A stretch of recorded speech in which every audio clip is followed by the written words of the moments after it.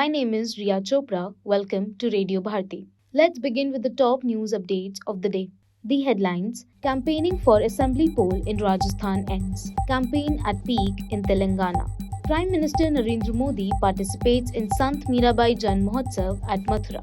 India and Lithuania held a meeting to strengthen maritime bilateral relations. 4-day truce between Israel and Palestinian terror group Hamas along with release of hostages to begin today. Bankers blame high NBFC exposure to small unsecured loans. PSU general insurers lose market share further. Indian junior boxing contingent to start campaign at IBA Junior World Championship at Yerevan, Armenia. India beat Australia by 2 wickets in T20 International of 5-match series in Visakhapatnam.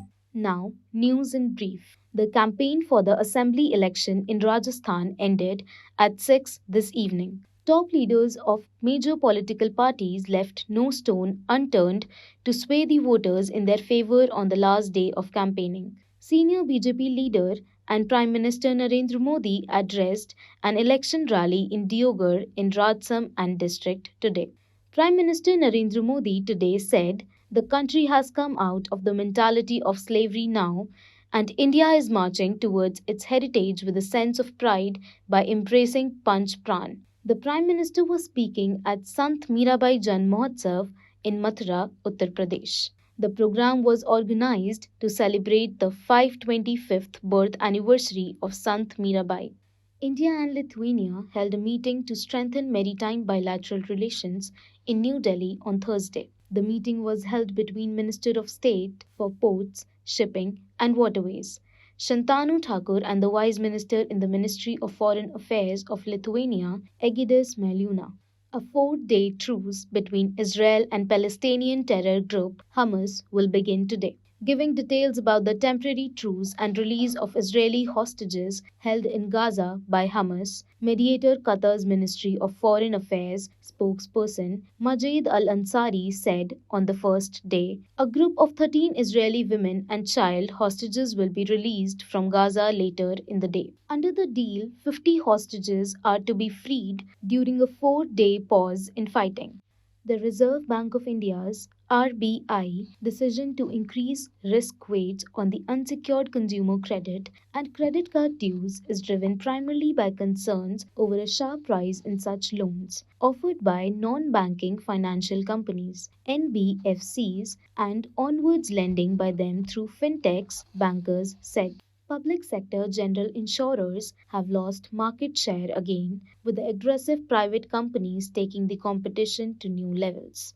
PSU insurers saw their combined market share declining to 31.99% as of September 2023, with a growth rate of 12.16%, down from 32.76% market share in September 2022, with a growth rate of 6.43%. Indian junior boxing contingent will start their campaign at the IBA Junior World Championship in Yerevan, Armenia from today. The event, which will be held till 4th of next month, will see participation of 448 young boxers from 58 countries competing in 26 weight categories. In cricket, India beat Australia by 2 wickets in the first match of the 5-match series of T20 internationals at Visakhapatnam last night. Sent into bat first, Australia posted 208 runs for 3 wickets in the stipulated 20 overs. Josh Inglis scored 110 while Steve Smith made 52. India overhauled the target of 209 runs with the ball to spare, losing 8 wickets. Suryakumar Yadav played the captain's knock, scoring 80 runs while Ishan Kishan made 58. That's all for the day. For more such updates, stay tuned to Radio Bharati. Please like, share and subscribe the channel.